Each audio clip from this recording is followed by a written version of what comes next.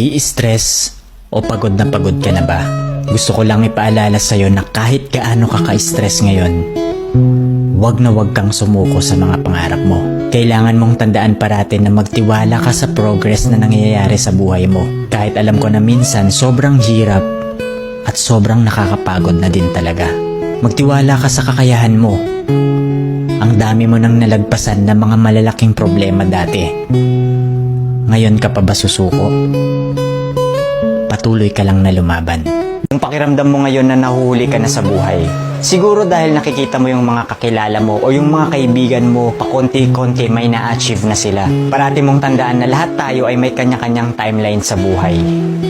Hindi ka nahuhuli at hindi ka rin naman nauuna. Kung nasaan ka man ngayon sa buhay mo, yan ang lesson at experience na kailangan mong pagdaanan ngayon. Lahat tayo ay may sariling kwento sa buhay na makaka-inspire ng ibang tao. Sarili mong kwento yan. Kaya make sure na sulitin mo ang bawat moment at gawin mong fulfilling ang kwento mo kahit anong mangyari.